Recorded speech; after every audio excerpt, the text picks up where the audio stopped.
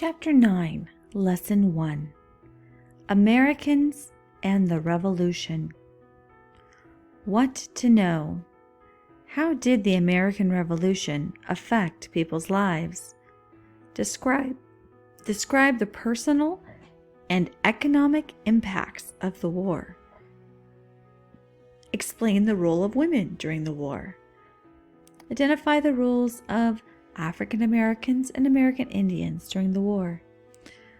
Patriot, loyalist, neutral, inflation, profiteering, regiment. Martha Washington, Deborah Sampson, Mercy Otis Warren, Abigail Adams, James Armistead, Chief Logan, Thea Deganea. That's my best guess. Americans and the Revolution. You are there. It is 1777. Hundreds of British soldiers are marching past your house in New Jersey. The rattle of their swords makes you shiver as your mother pulls you and your little brother close. For 3 months, your father has been away fighting in the Continental Army. While he is gone, your mother has been running the family's printing business. Outside, the last of the British soldiers are passing. Their coats make a line of red across the street. "Don't worry," you whisper to your brother. "We'll beat them all. You'll see."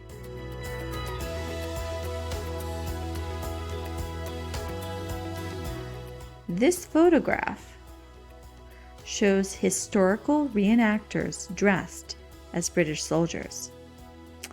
Fast fact: when a British soldier was hit by a bullet, his bright red uniform kept nearby soldiers from knowing he was bleeding. This helped prevent the other soldiers from getting scared and running away from the battle.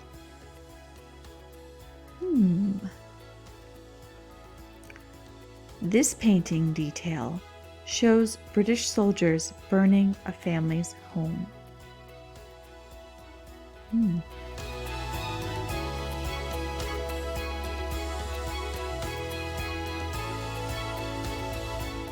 Personal hardships. The approval of the Declaration of Independence showed that the colonial leaders had united against Britain, but the colonists themselves were not united. Many faced the difficult decision of whether to support independence or to remain loyal to the British king. People in the colonies who supported independence called themselves patriots. Those who remained loyal to the king called themselves loyalists. Some colonists, however, chose to be neutral. They took neither side.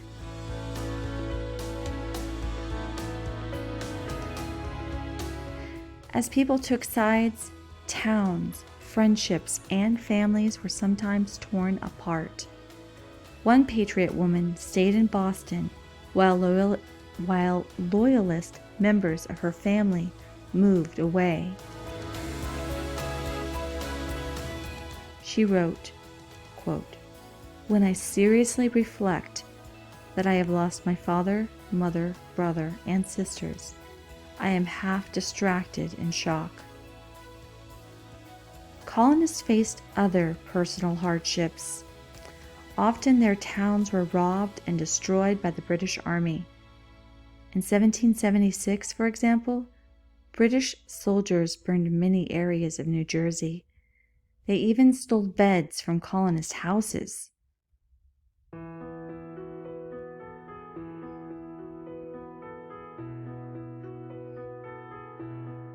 In some cases, the colonists destroyed their own possessions to keep the British from taking them. Some patriot men and women burned their crops before the British Army arrived.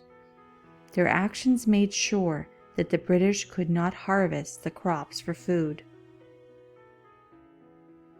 Reading check. What was the effect of the war on some colonial families?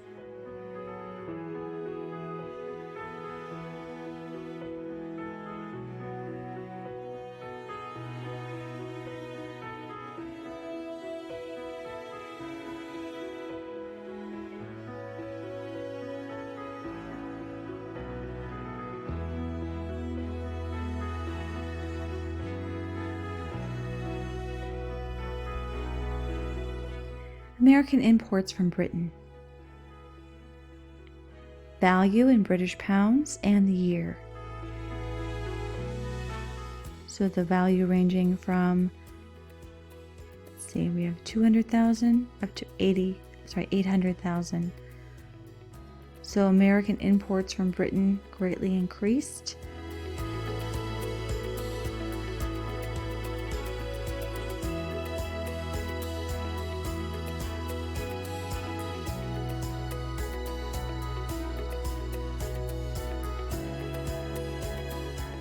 And this looks like a continental.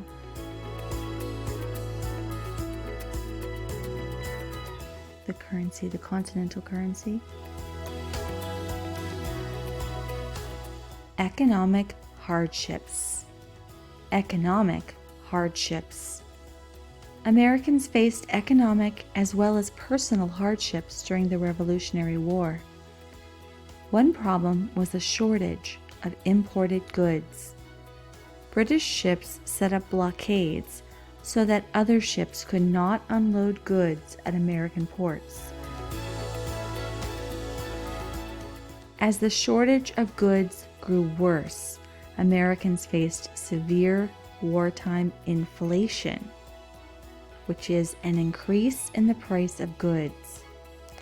Inflation meant that the colonists needed more money to buy goods and services. In just 2 months, the price of wheat and beef doubled. Inflation. Another cause of inflation was the falling value of continental money. In order to pay for the war, the Second Continental Congress was printing more currency. By printing too much, however, the government caused its money to become less valuable. Aside from inflation, another problem Congress had trying to finance or pay for the war was that it could not raise money through taxes. The states had to give permission before new tax laws could be passed. To make matters worse, some farmers and shopkeepers began profiteering, charging extra high prices for their crops or goods. Laws were soon passed saying how much farmers could charge for food. These laws also made it illegal for people to hoard or collect and hide large amounts of goods and materials. Often, however, these laws were ignored. What effect did inflation have on the economy during the Revolutionary War?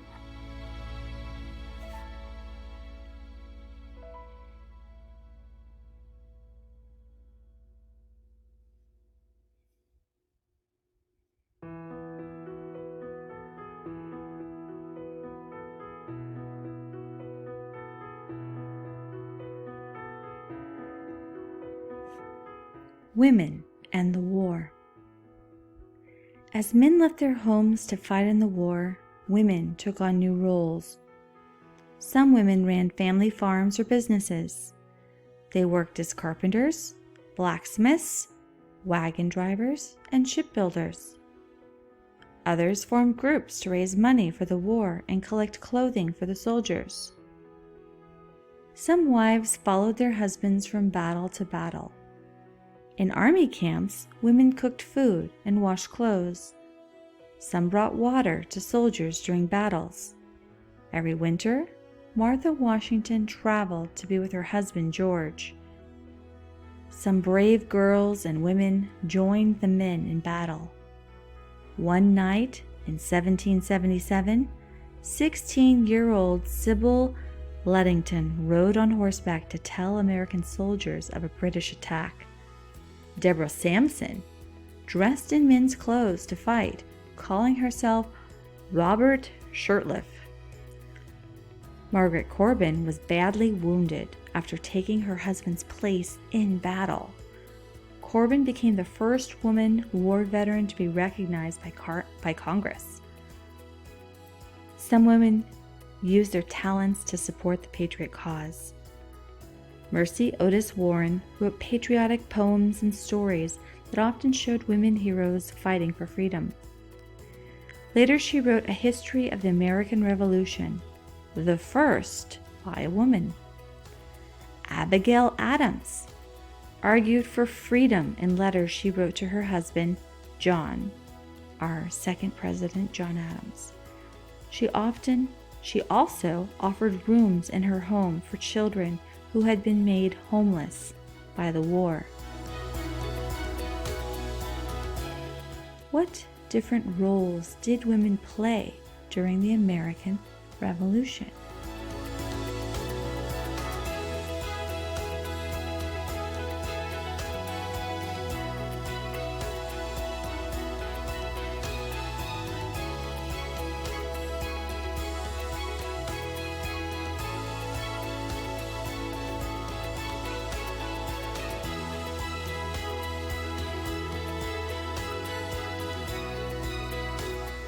Many different roles. We have Sybil Ludington, Abigail Adams, and Martha Washington.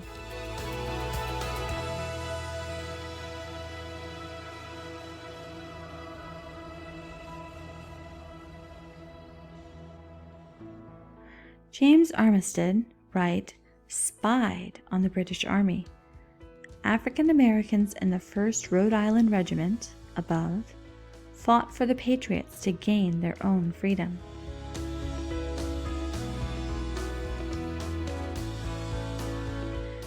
African Americans, free and enslaved. At the start of the war, 1 out of every 5 people in the 13 colonies was of African descent. 1 out of every 5, about 20%. Most lived as slaves in the southern colonies. African Americans everywhere in the colonies, however, recognized the promise of the Declaration of Independence. It had, after all, stated that, quote, all men are created equal. About 5,000 African Americans fought for the Continental Army. Many were promised their freedom as a reward for their service. This was the case for the soldiers in the 1st Rhode Island Regiment. A regiment is a large group of soldiers. The 1st Rhode Island Regiment fought bravely in several major battles during the war.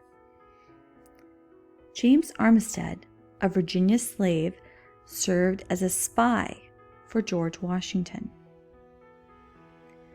The information that Armistead collected helped win an important battle at Yorktown. After the war, the Virginia government gave him his freedom. Virginia's British governor also promised freedom to all slaves who fought for the British.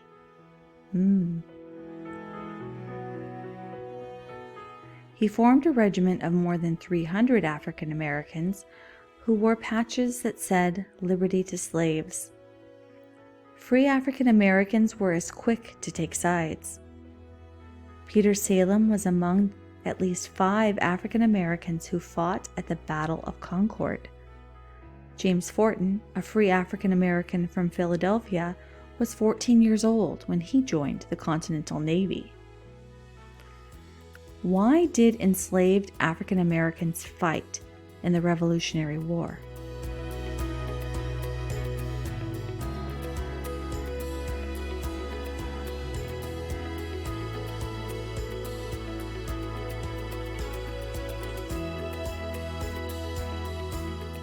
People in the Western lands. Despite the proclamation of 1763, settlers had continued to move onto the lands set aside for American Indians. Some Indian groups were angry about these settlers, but many depended on both the Americans and the British as trading partners. When the Revolutionary War began, many American Indian groups chose to remain neutral. In 1775, one member of the Oneida tribe said, quote, we are unwilling to join either side. However, American Indian loyalties were soon divided. In the Revolutionary War, both the Americans and the British formed alliances with Indian groups. The Mohawk leader and other Iroquois warriors fought for the British. The king gave this medal to the Iroquois as a symbol of friendship.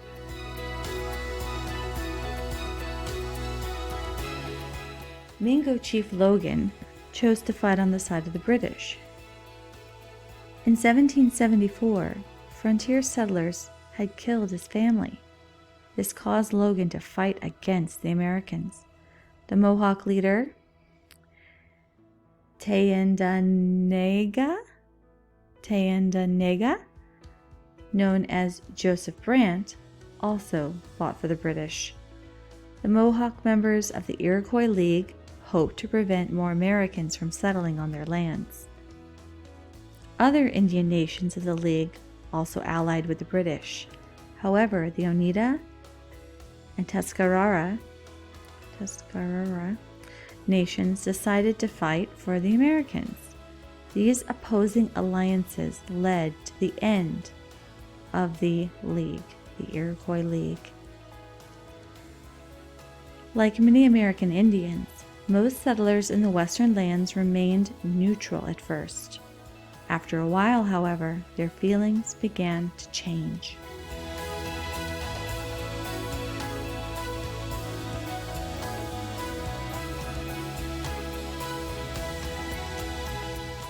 Although many did not support the Patriot cause, they wanted to drive the British out of the western lands. These settlers valued their freedom and did not want to be ruled by a strong government.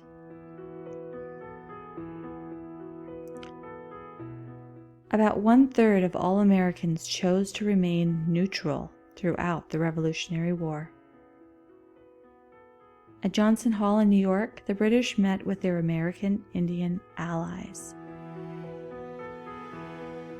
So what caused some American Indian groups to make alliances with the British?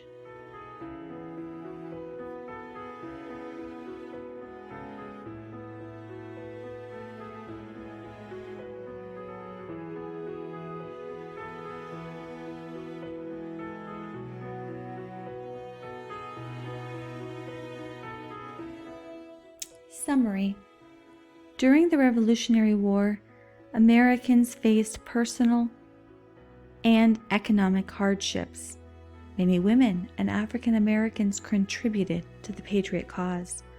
At first, settlers in the western lands and American Indians were neutral, but later they joined the fighting.